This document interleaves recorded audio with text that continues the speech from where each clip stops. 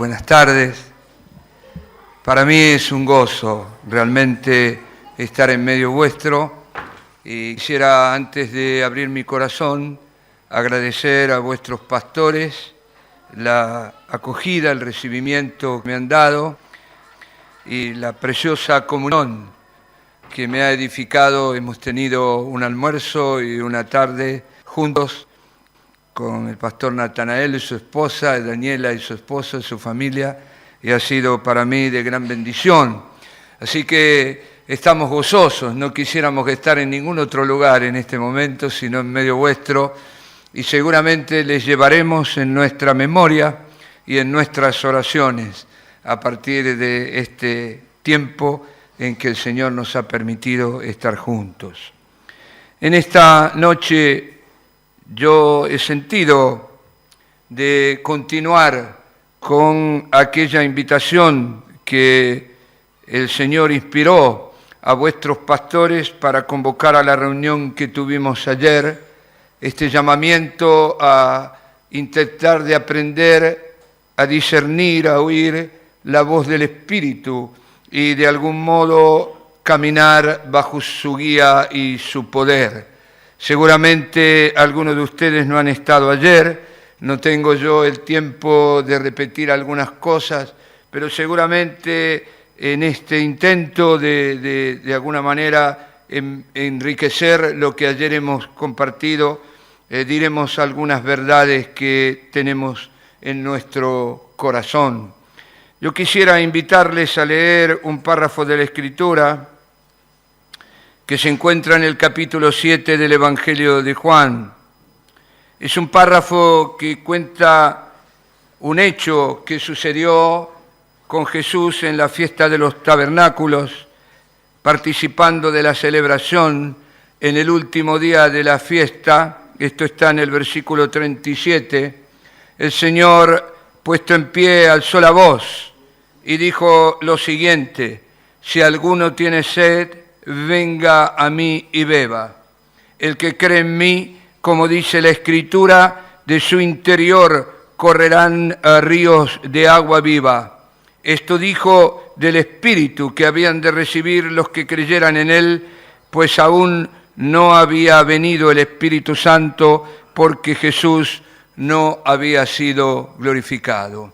Dios bendiga su palabra y el Espíritu en esta noche ilumine nuestro entendimiento para que podamos entender aquellas cosas que el Señor nos quiere comunicar. Aquí hay un simbolismo, la figura del Espíritu. Cristo ya glorificado ha derramado el Espíritu Santo sobre su iglesia, sobre cada uno de nosotros, y hay una figura, una comparación del Espíritu Santo como el río de agua viva. Y yo quisiera utilizar este símbolo para de alguna manera explicar lo que tengo en mi alma en esta noche. He nacido muy cerca de un río largo, profundo, ancho, que nace en las sierras, en las montañas del Brasil, atraviesa todo Paraguay, desciende por las cataratas del Iguazú y recorre gran parte del norte argentino para finalmente desembocar en el Océano Atlántico. Estoy hablando del río Paraná, así es su nombre. Yo vivía muy cerca, unos 400 metros del río, y la verdad que toda mi infancia, mi adolescencia, transcurrió en la ribera de este río. Y tengo muchas historias sobre este río, un río tan profundo que naves de alto calado, naves de mar, pueden entrar dentro del río y aparcar se dice, no, eso es italiano, en la costa, y de hecho gran parte del grano, del trigo, del maíz argentino sale de la ciudad donde nací, en este río, para que tengan idea de qué tipo de río es. Un río de llanura, en la Argentina es un río de llanura. El río de llanura parece no tener corriente, no es muy distinto a un río de montaña, donde la pendiente es grande, uno percibe la violencia del agua cuando cae por la ley de gravedad.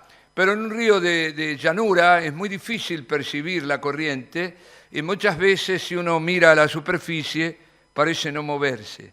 Pero es un río que tiene una gran corriente, a tal punto que es usado esta fuerza del agua para transportar mercaderías casi desde Paraguay en barcazas que no tienen motor, solo timón, pero que la corriente las arrastra y finalmente llegan al puerto en la ciudad de Buenos Aires sin mayor esfuerzo, solo dejándose transportar por la corriente, la fuerza del agua.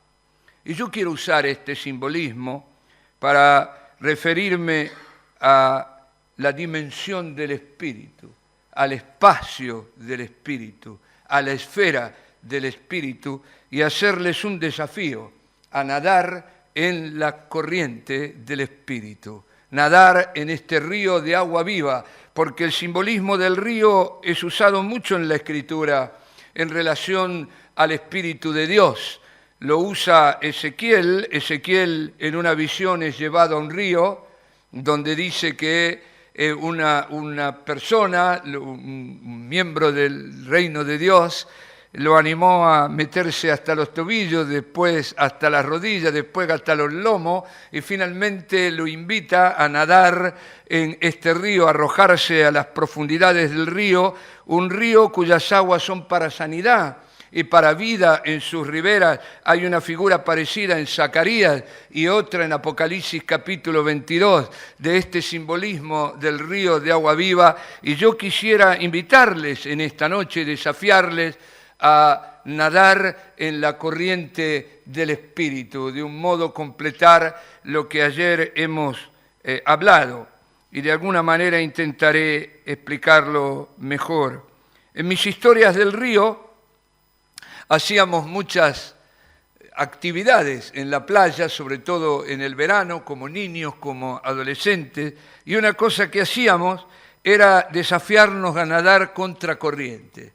No sé si alguna vez lo has intentado, pero colocábamos una banderita en un pedacito de playa y unos 3-4 metros no más, en el sentido contrario a la corriente, colocábamos otra banderita. Y a la voz de Aura, como diríamos en la Argentina ahora, nos lanzábamos a nadar para ver quién llegaba primero, nadando contracorriente. Y yo me acuerdo el esfuerzo que hacía. Y la verdad movía las manos, los dedos, los pies con gran violencia, intentando avanzar hacia adelante, y cada tanto nadaba una especie de crawl, un estilo, y cada tanto sacaba la cabeza, giraba la cabeza para mirar la bandera. Y no solo no veía la bandera de la meta, no arribaba a la meta, sino que la bandera de largada estaba adelante mío, y a pesar del esfuerzo que yo hacía, no podía nadar contra corriente. Y yo quisiera tomar esta experiencia en este simbolismo del Espíritu Santo como un río de agua viva en el que debemos navegar, que es imposible nadar contra corriente, y que realmente pretender vivir la vida cristiana, pretender hacer la obra de Dios sin la gracia del Espíritu es infructuoso, es nadar contra corriente y no nos permite tener fruto. No puedo ser santificado por recursos humanos, no puedo yo con la disciplina religiosa alcanzar la medida de la estatura de la plenitud de Cristo. Realmente no podemos hacer nada en el plano espiritual sin la gracia de Dios. No es con el esfuerzo, no es con espada, no es con energía humana, sino con el Espíritu del Señor. Pero hacíamos otra cosa, que mi madre se habrá enterado cuando llegó a la presencia del Señor, seguramente me habrá ya perdonado. Yo como adolescente, me acuerdo en aquellos años, habían aparecido en Argentina los primeros shorts de baño de nylon, que por eso se secaban rápidamente. Porque cuando era niño teníamos algo de algodón que no se secaba, pero esto de nylon enseguida se secaba, y también unas sandalias que eran de plástico. Tú eres más joven, se llamaban Skippy. Unas sandalias de plástico que uno podía meterse en el agua y no se arruinaba, no era como un calzado. Y yo le tomaba a mi madre, que de eso me tendrá que perdonar, una moneda, y me la metía en un bolsillito que tenía este short y iba con mis amigos al río. Éramos adolescentes, no sé nadar muy bien, pero tanto de estar en el río aprendí a flotar. Y uno flota sin mayor esfuerzo. No sé si lo has intentado, cuando uno se desespera parece que se va a hundir, pero si uno aprende a flotar, con muy poco esfuerzo se mantiene, lógicamente, en un río sereno, en un mar calmo, fácilmente. Y había aprendido a flotar vertical. Estaba sumergido en el río con la cabeza afuera. Y con pequeños movimientos del pie y de la mano me mantenía vertical en el río, y mis amigos y mis compañeros de adolescencia lo mismo, estaban con la cabeza afuera, así que nos arrojábamos en el río flotando y dejándonos llevar por la corriente del río. Y hacíamos 15 kilómetros en el agua sin esfuerzo alguno, solo moviendo un poco las manos, un poco los pies, 15 kilómetros sin esfuerzo alguno. Entonces, ¿por qué la moneda? Porque a 15 kilómetros y no podíamos seguir más allá porque la ciudad terminaba, así que teníamos que subir y volver a la playa. Y la moneda era porque para hacer 15 kilómetros contracorriente era algo imposible y teníamos que volver con un bus. Por eso era la moneda, ¿no? Dejábamos secar el short y una vez que estábamos secos nos subíamos al bus para tornar a casa. Mi madre nunca se enteró. Lo habrá sabido porque si no, no me lo hubiera... Pero me sirve esta ilustración porque cuando uno se deja llevar por la corriente del Espíritu sin esfuerzo alguno, la vida cristiana adquiere calidad. Uno puede cada día ser más parecido al Señor Jesús, encarnar a Cristo, alcanzar la medida de la estatura de la plenitud de Cristo, y cuando nosotros nos dejamos guiar por el Espíritu del Señor, la obra no es pesada. La obra del Señor no es infructuosa, porque somos revestidos del poder de lo alto, y por eso la advertencia de Cristo a los 12 discípulos, Cristo ya resucitado, encarga a los 12 a ser discípulos a todas las naciones. Este gran mandamiento está en los 3 evangelios sinópticos, pero en Lucas el Señor advierte a los 12, después de haberle dado esta gran comisión: no se muevan de Jerusalén hasta ser revestidos del poder de lo alto. Pretender hacer la obra de Dios en el esfuerzo humano, en la capacidad humana, en la sabiduría humana, es realmente imposible. La obra de Dios no es cuestión de metodología, es cuestión de que la gracia de Dios nos acompañe. Yo me acuerdo, estudié en un seminario, y una de las materias, hice un bachiller en teología, y una de las materias era la evangelización. Y nos habían enseñado una metodología que era una serie de preguntas, creo que 4 preguntas, ya no recuerdo, que condicionaban la respuesta. Y uno al final, con el interlocutor, podía arribar a predicarles el Evangelio. Así que éramos unos 12 alumnos en aquel seminario, en esta materia, y una vez que recibimos la teoría, empezamos a practicarla entre nosotros. Yo a veces hacía de predicador, otras veces de ateo, ¿no? Y era fácil, uno podía obtener la respuesta, así que después de hacer varias pruebas en este sentido, salimos a la calle. Salimos a la calle, yo debo haber parado 10 personas, más o menos, en la ciudad de Buenos Aires, caminando en una avenida con muchas personas transitando. No logré que ninguna respondiera la segunda pregunta conforme a la metodología que había aprendido.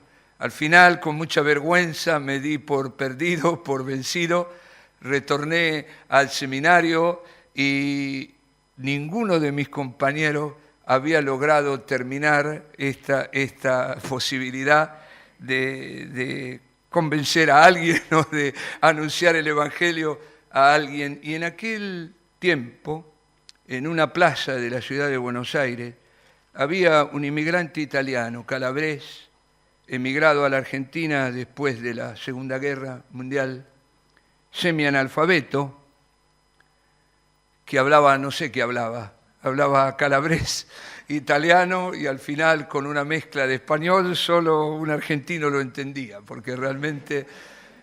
Pero era un hermano en Cristo, muy fiel, que amaba al Señor. Y él se paraba en una plaza con un megáfono y decía más o menos así: Gesù te amano, Gesù te amano, ¿no? Que parece decir el queso te ama, ¿no? Fabio, el formaggio te ama.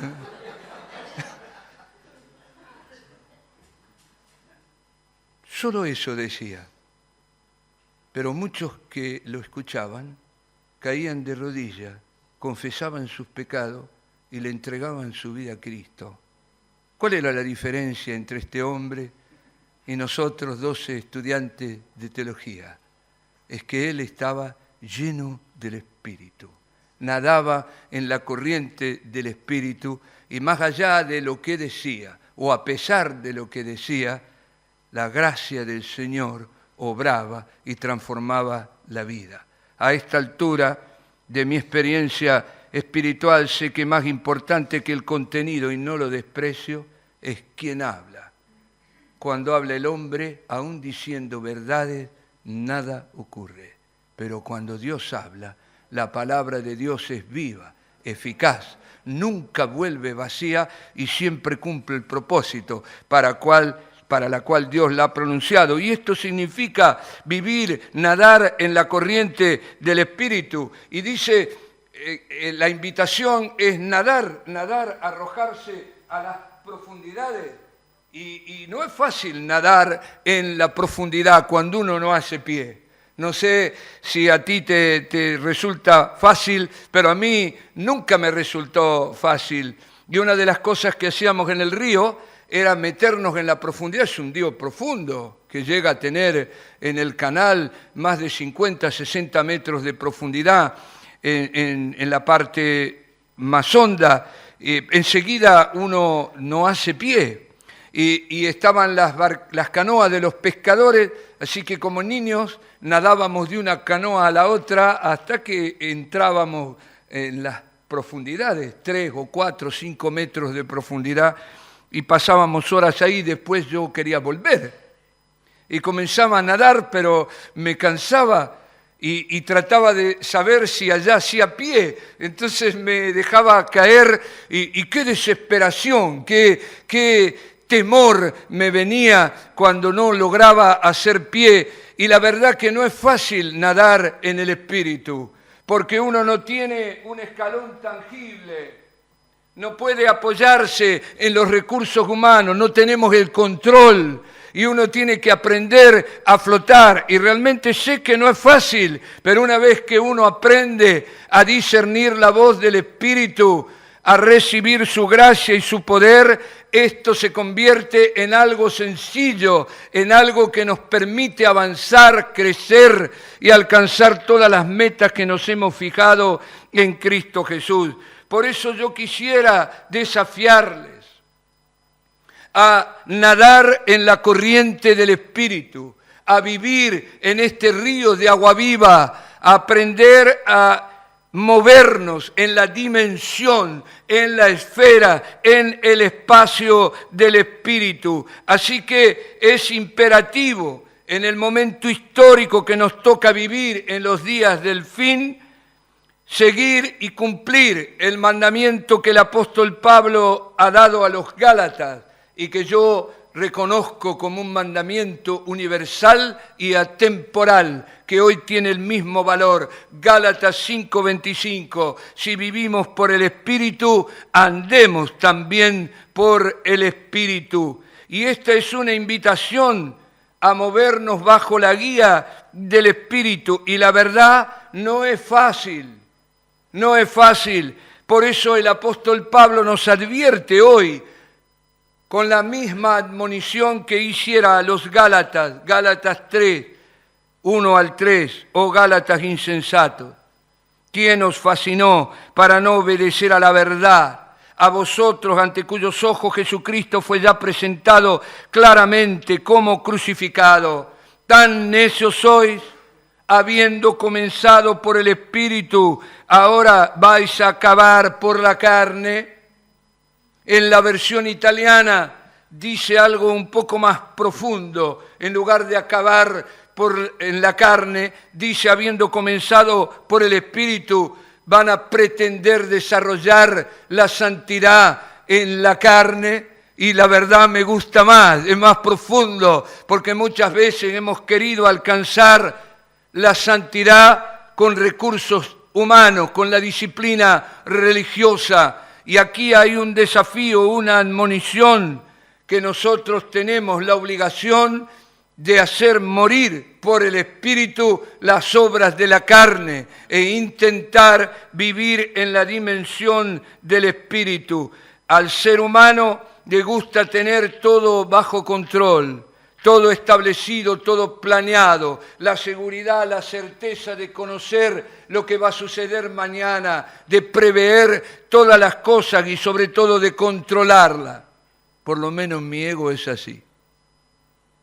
No sé el vuestro, pero el mío es así. Y dejar que el Espíritu nos conduzca es renunciar a nosotros mismos, es negarnos a nosotros mismos, es tomar la cruz e ir en pos de Jesús, es agonizar ante cada decisión en el huerto de Getsemaní y decirle al Señor, si puede pasar de mí esta copa, que pase, mas no sea hecha mi voluntad, sino la tuya, porque la oración de Jesús en el huerto es una oración modelo.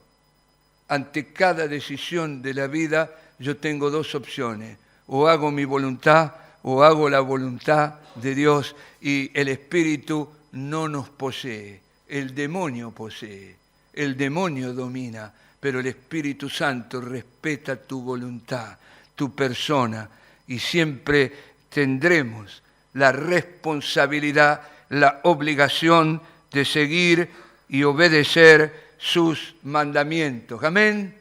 Por eso la advertencia del apóstol, habiendo comenzado por el Espíritu, vas a acabar en la carne. Y realmente cuando uno estudia la historia de la Iglesia, comprende que muchos movimientos que comenzaron en un avivamiento terminaron en la carne, terminaron en la derrota y el abandono.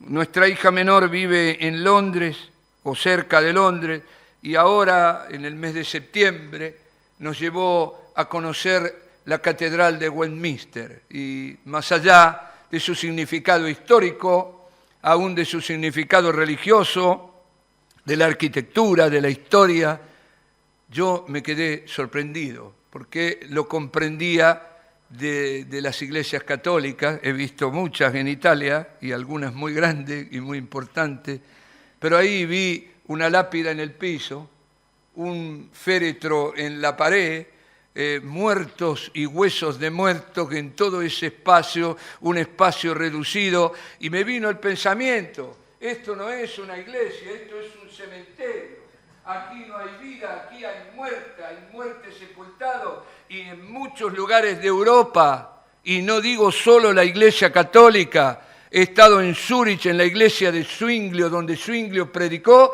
y para mí es el mismo cementerio que San Pietro, donde hay lápidas y recuerdos del pasado.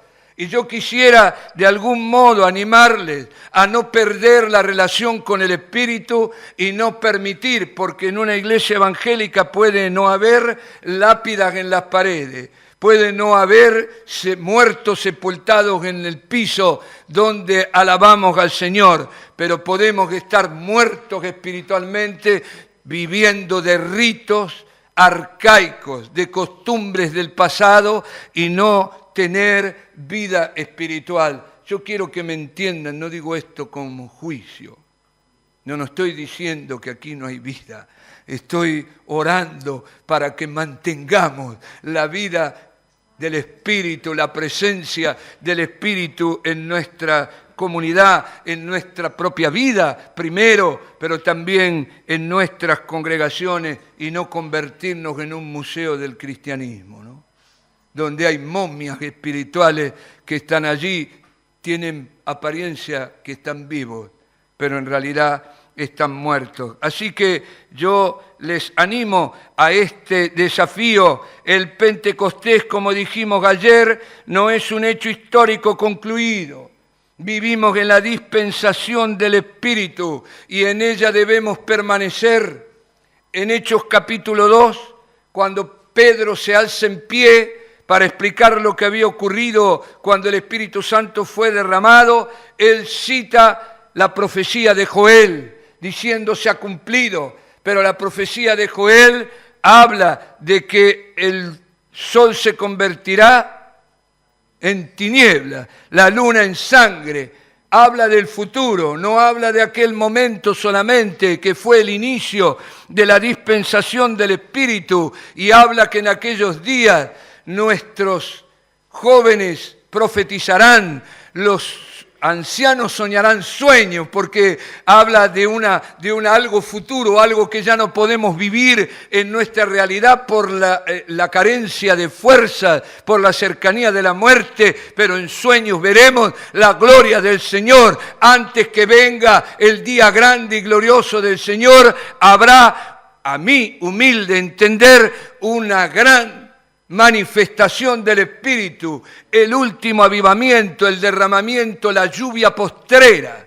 La lluvia postrera que, como dijimos ayer, preparará la iglesia para las bodas del Cordero. Y yo no tengo ninguna duda que la gloria postrera de la iglesia será mayor que la primera. Y no le hago caso a lo que ven mis ojos ni escuchan mis oídos, solo fijo mi mirada en Jesús, el autor y consumador de la fe, y en todas las promesas que Él ha hecho. Así que el conflicto básico de la vida cristiana es vivir en la carne o vivir en el Espíritu. Este es el conflicto básico. Por eso el apóstol Pablo nos dice, digo pues, andad en el Espíritu y no satisfagáis los deseos de la carne, porque el deseo de la carne es contra el Espíritu y el Espíritu es contra la carne, y estos se oponen entre sí para que no hagáis lo que quisiereis.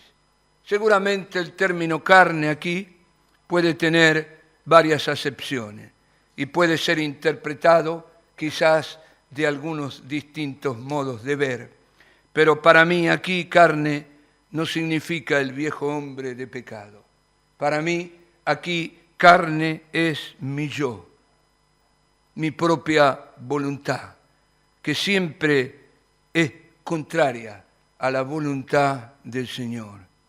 Y hay una clara invitación que está hecha también en la carta a los Romanos, en el capítulo 8, a hacer morir por el Espíritu las obras de la carne. Y quizás tiene relación con la invitación de Jesús a seguirlo, y cuando Él dice que debemos negarnos a nosotros mismos, tomar la cruz cada día. ¿Y qué es lo que en esa cruz está crucificado? Es mi yo. Y saben, yo no tengo problema con el diablo. No me importa lo que haga un brujo. Pueden pinchar mi foto, pueden trabajar mis ropas, pueden maldecirme con tierra de cementerio, hacer un muñeco vudú y clavarle alfileres. No es mi problema, no me pueden tocar. El único problema que tengo para cumplir la voluntad de Dios soy yo. Mi ego, mi yo. Yo me quiero realizar. Yo quiero recibir mis derechos. Yo quiero ser honrado. Yo quiero estar en el primer lugar. Ustedes son mejores que yo. Pero yo tengo estos apetitos.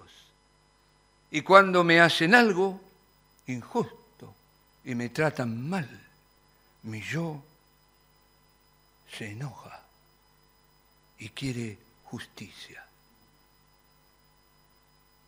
Y yo voy al Señor y le reclamo. ¡Ah, justicia!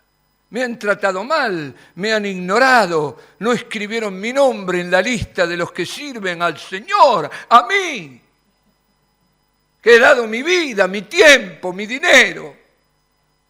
Y yo voy con este reclamo, que es justo. Y el Señor me dice, tienes que poner la otra mejilla. Siempre me manda a la cruz. Así que yo voy a la cruz y lo clavo, ¿no? A Oscar lo clavo la mano izquierda y cuando ya está clavada, comienzo a clavar la mano derecha.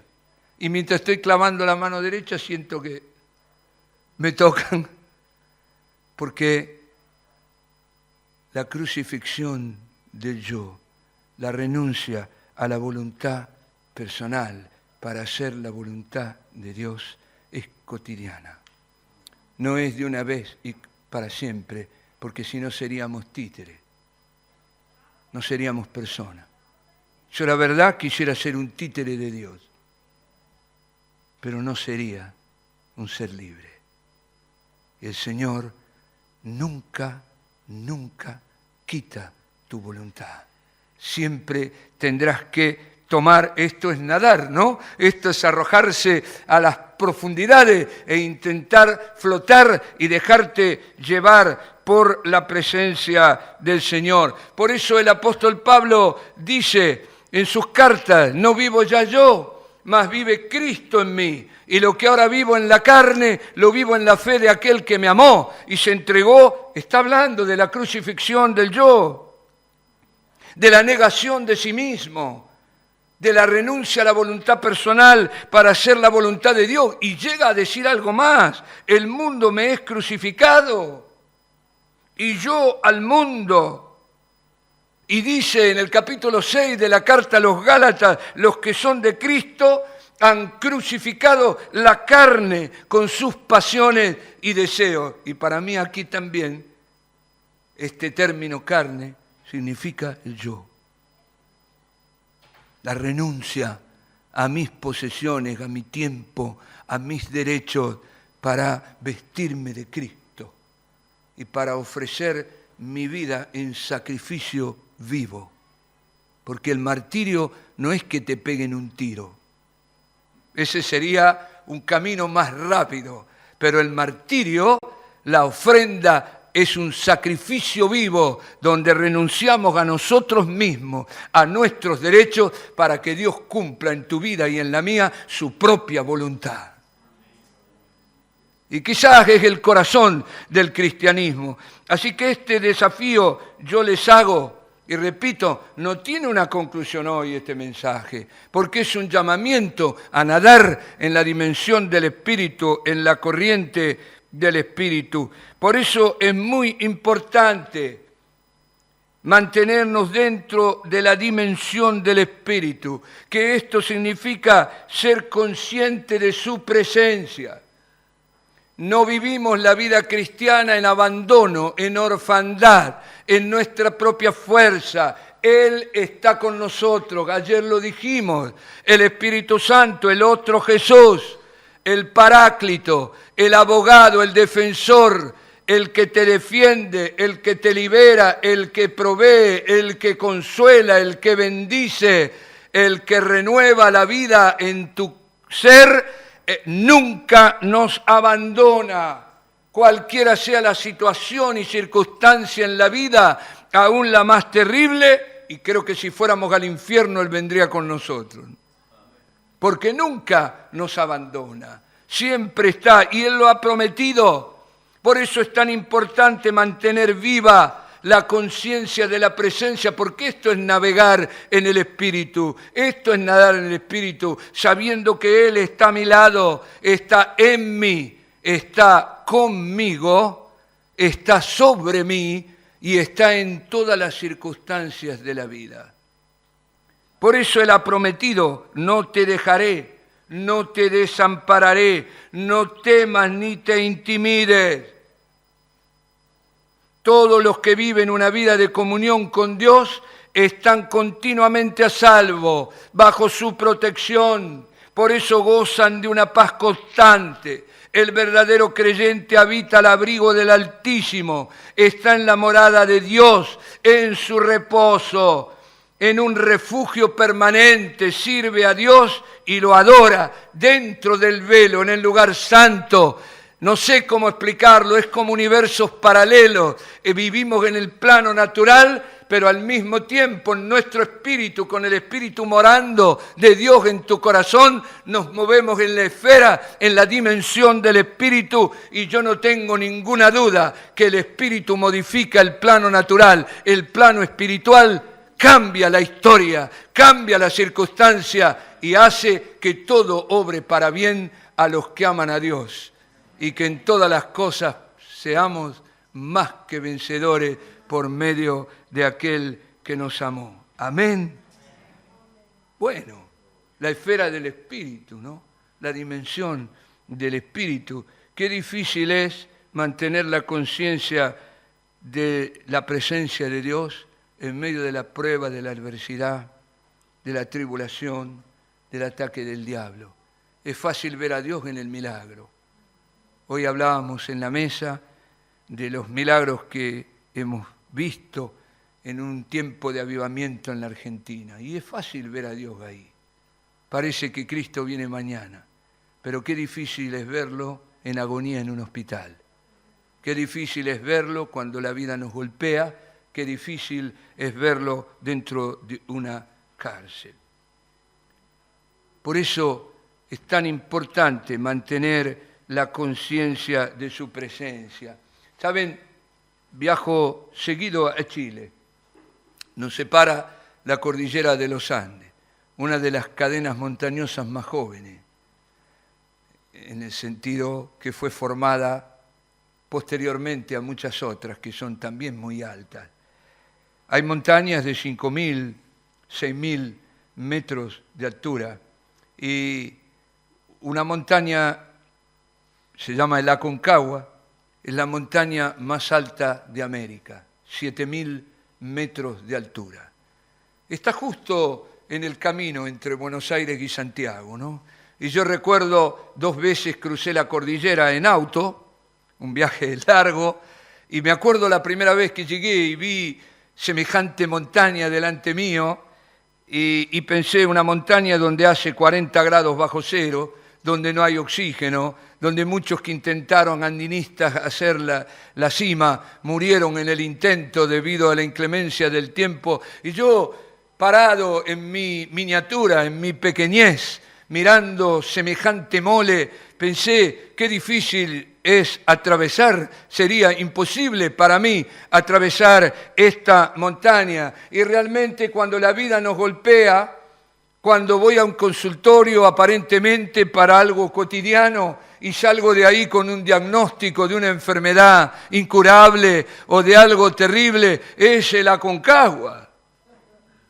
Es una montaña que tengo delante mío, infranqueable, o frente a la cual yo no tengo recursos para lograr obtener la victoria y poder pasar al otro lado.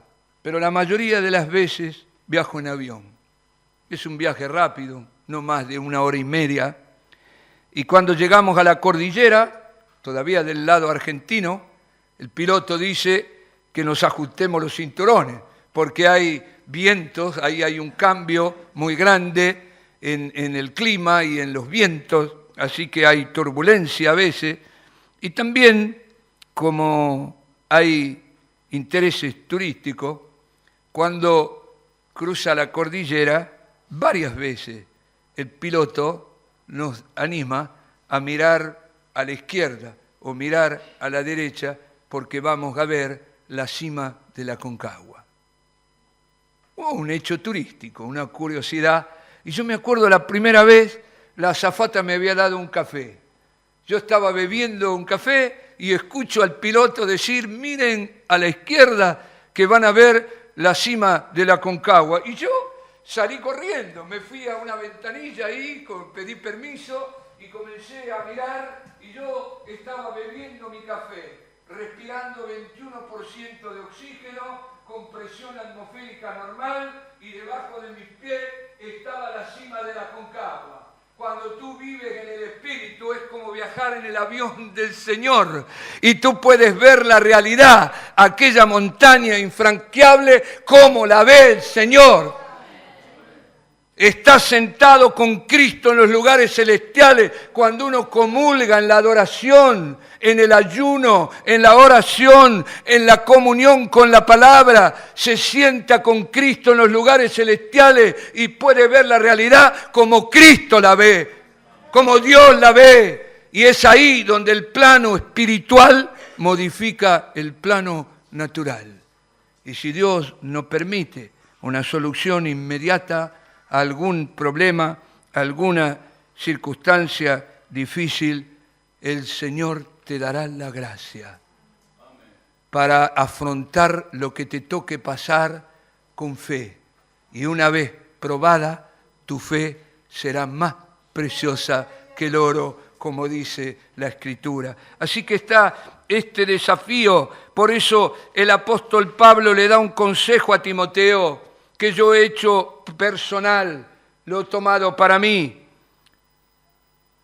Aviva el fuego del don de Dios que está en ti por la imposición de mis manos, porque no nos ha dado Dios espíritu de cobardía, sino de poder, de amor y de dominio propio. Hay una clara alusión al Espíritu Santo. Este don de Dios es el Espíritu Santo que ha sido derramado en nuestros corazones y utiliza el símbolo del fuego. Aviva el fuego del Espíritu, mantén la llama del Espíritu siempre encendida en tu corazón, en tu vida. Y la verdad que es un trabajo, mantener el fuego encendido. Anoche en la casa del pastor Rafael, en la Laurín, es un poco más fresco que aquí. Así que ayer mientras estábamos cenando y su casa no sé por qué es fría, él prendió una estufa leña, muy parecida a la estufa que tenemos en nuestra casa. El invierno es muy frío entre nosotros, muy húmedo, y yo tengo una estufa, no es un hogar, es una estufa con boca, con tapa, tiene una boca pequeña. Así que tengo que trabajar para cortar el leño del tamaño de la boca. Así que hay un trabajo previo, ¿no? Y después, una vez que uno la enciende, como yo no tengo tanto dinero como para comprar leña que hace brasa, que dura mucho, que no se quema fácilmente, compro eucaliptus o pino, que es la más barata, pero se consume rápidamente.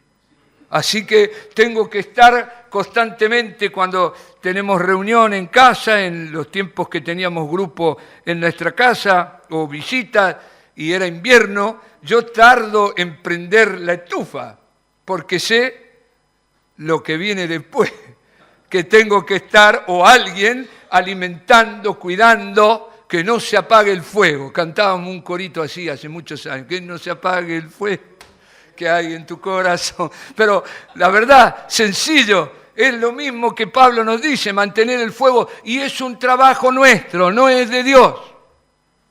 Por eso el consejo que le da Pablo a Timoteo es el consejo que yo quisiera transmitirle. Mantén el fuego del Espíritu siempre encendido, es tu responsabilidad. Y no tengo tiempo de hablar de los leños, el leño de la fe, el leño de la obediencia, el leño de la palabra de Dios, el leño de la oración. Y esto tiene un desafío positivo, usar los medios de gracia para mantener el fuego del Espíritu, la comunión con el Espíritu siempre viva, pero también no resistirlo, no apagarlo, no entristecerlo, no contristarlo. Yo aprendí en Chile, más que en Argentina, ellos usan mucho la madera en la construcción y tienen estufas a leña, y que algo muy indispensable antes que comience el invierno es el deshollinador, ¿no?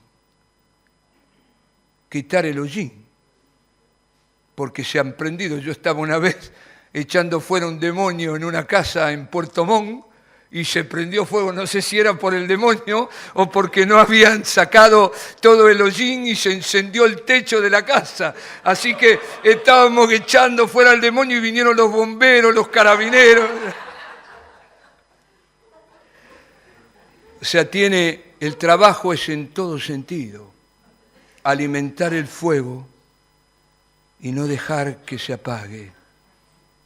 Que el oxígeno esté libre, siempre para mantener la llama del Espíritu encendida. Y ese es tu desafío, es tu responsabilidad, es tu deber. Y cuando mantienes el fuego del Espíritu encendido, la gracia del Señor opera en tu vida. Y la corriente del Espíritu, sin esfuerzo alguno, te permite crecer en santidad, ser cada día semejante al Señor, y cuando te toca hacer la obra de Dios, te otorga los dones y los carismas del Espíritu, que son el modo en que Dios da testimonio de tus palabras. Lo dice el apóstol Pablo en Hebreos claramente. Dios dio testimonio de nuestras palabras con señales, prodigios, milagros y repartimientos del Espíritu Santo según su voluntad. Y esto no debería ser una excepción, debería ser lo cotidiano. Y yo tengo fe y esperanza que la vida normal de la Iglesia será de milagro en milagro, de gracia en gracia, y que está muy próximo el día. Por eso tenemos que comenzar a encender el fuego. Tenemos que alimentar el fuego del Espíritu, y eso es lo que intento hacer con todo mi corazón, con toda mi mente, con la poca capacidad de expresar la verdad que Dios me ha dado. Quisiera contagiarles porque es lo que me mantiene vivo. Y es el deseo de mi corazón mantener y animar a los hermanos a mantener el fuego del Espíritu siempre encendido. Y en esta dimensión del Espíritu somos transformados a la imagen de Cristo. Alcanzamos la santidad. Yo no quisiera hacer una discusión teológica. Si la santidad es instantánea, como dicen los wesleyanos, o gradual, o se cumplirá en el cielo, yo quiero creer que la santidad es posible. Y que la santidad no es cuestión de tamaño de pollera o de vestimenta o de qué cosa comemos o no comemos. Para mí la santidad es ser como Jesús. No disfrazarse de Jesús, encarnar a Cristo. Y en esto de la corriente del Espíritu, el Espíritu Santo no solo nos da dones y carismas. Nos gustan los dones y los carismas, ¿no? Al ego mío le gusta. Al ego mío le gusta.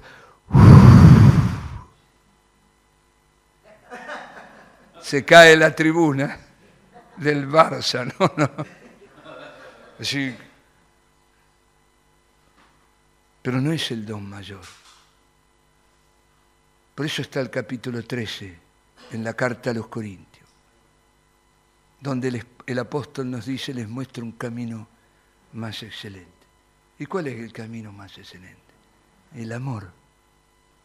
Y el amor es un fruto del Espíritu.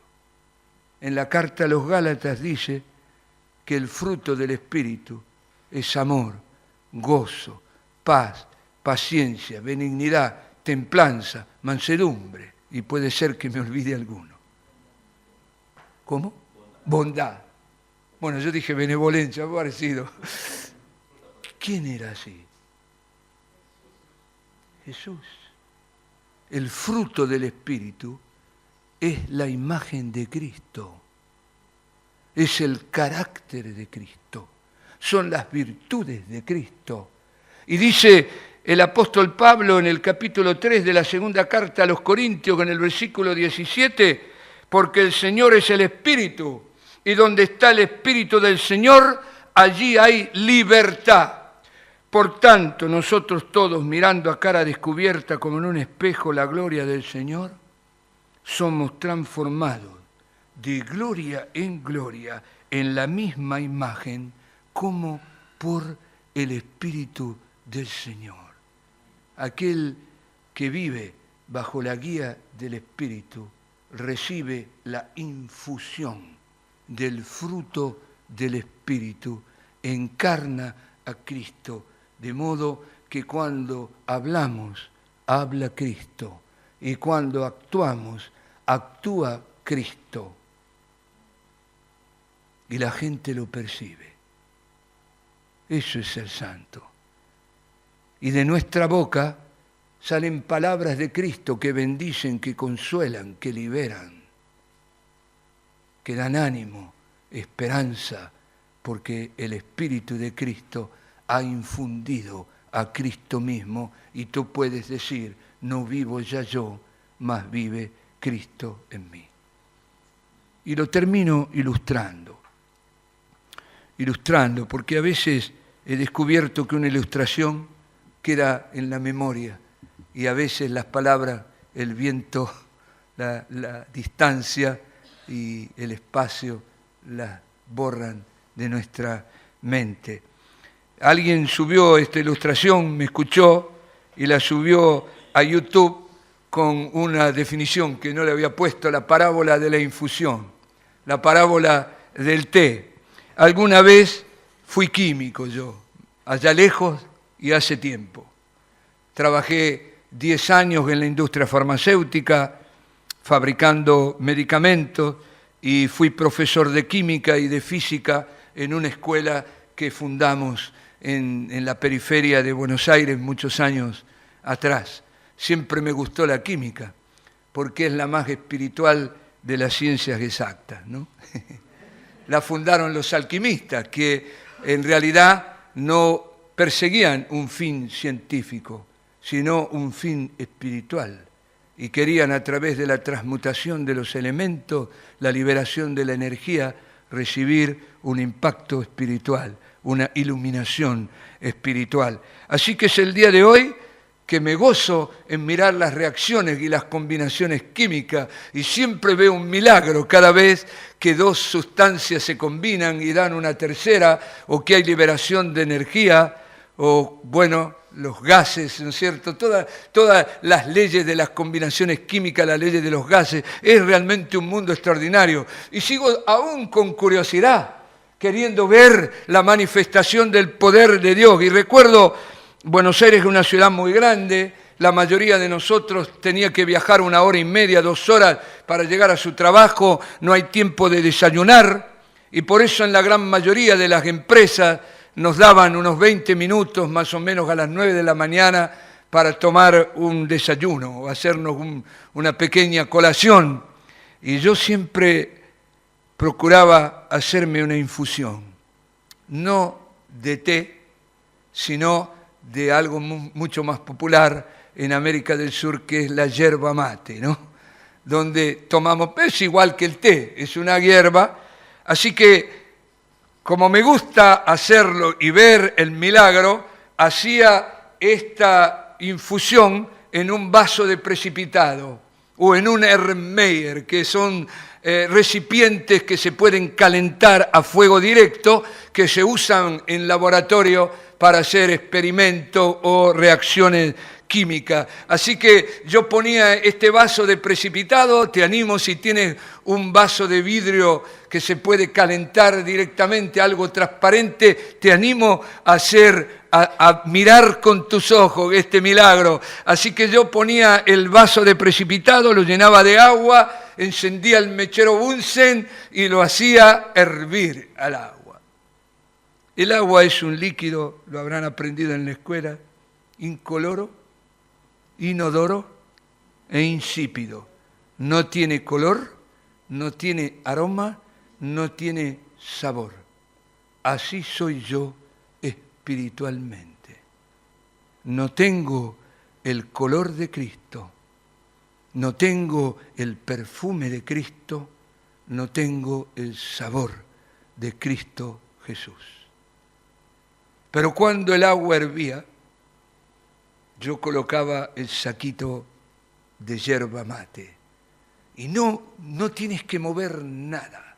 Y cuando tú colocas el saquito, vas a observar que alrededor del saquito, del contenedor de la hierba, comienzan nubes de color a girar, porque como hay vapores que escapan, se producen corrientes dentro del seno del líquido que van arrastrando el color hasta que todo el recipiente adquiere el color de la hierba que tú has colocado dentro. Y como hay vapor, ahora percibo el aroma característico de esa hierba, y si la bebo, ahora esa agua que no tenía sabor alguno, tiene el mismo sabor de la hierba.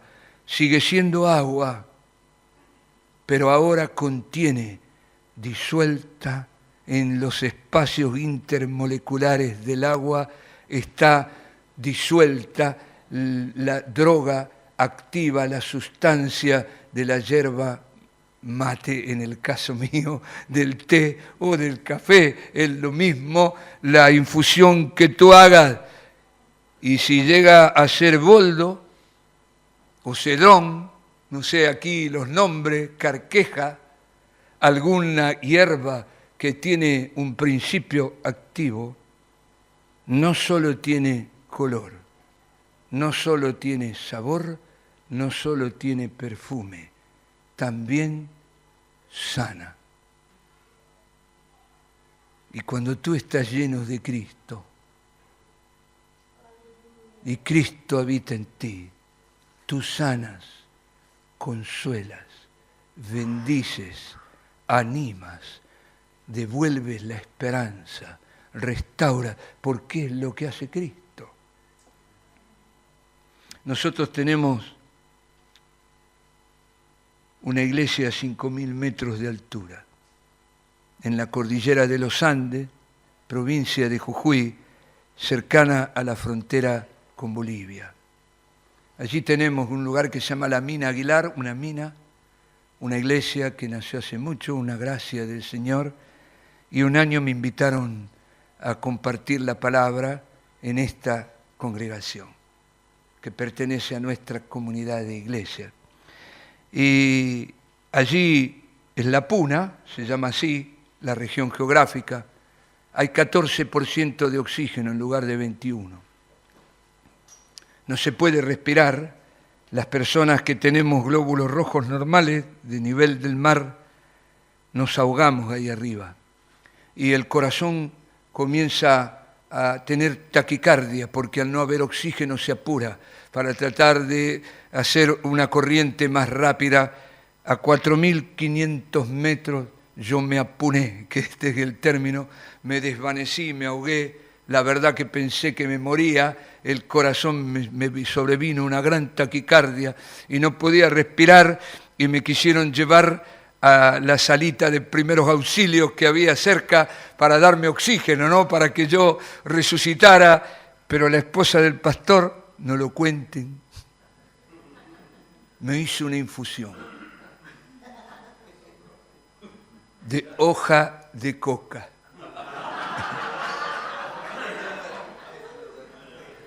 Que allí es normal y es legal, y realmente no te drogas por tomar un té de hoja de coca, ¿no? Así que yo me bebí una taza y 3 minutos después era Superman, ¿no? Había resucitado, había recibido la propiedad, había adquirido esa sustancia que me permitía volver a respirar. Y me acuerdo que cometí el pecado que hoy cometí, que prediqué 1 hora y media aquel día con la gracia. Eso es vivir en el Espíritu. Esa misericordia de Dios que no nos ha dejado huérfanos, sino que ha enviado otro como Él, otro Jesús, que está con nosotros, que está en nosotros, que está sobre nosotros. Así que yo les animo, casi me gustaría más decir, les suplico, les ruego, a que se animen a nadar en la corriente del Espíritu, a sumergirse en este río de agua viva que yo no tengo ninguna duda nos llevará a la victoria, nos llevará a ver el cumplimiento de todas las promesas que el Señor nos ha hecho. Y yo en fe, y no tengo duda, que si ustedes se dejan guiar o vosotros os dejáis guiar por el Espíritu, yo no tengo ninguna duda que este lugar tiene poco tiempo de vida porque es escaso este salón para contener a todos los que el Señor va a añadir, porque en la corriente del Espíritu es el Señor el que añade cada día a aquellos que deben ser salvos. Es su gracia, es su misericordia, es su propia voz que va a fluir a través de tus palabras y que va a tocar el corazón de tus vecinos, de tus compañeros de trabajo o compañeros de universidad o de escuela. La palabra de Dios es viva y eficaz, y cuando el Señor respira, esa palabra impacta el corazón, la mente, las emociones, y lleva todo pensamiento y todo argumento cautivo a la mente de Cristo. Amén.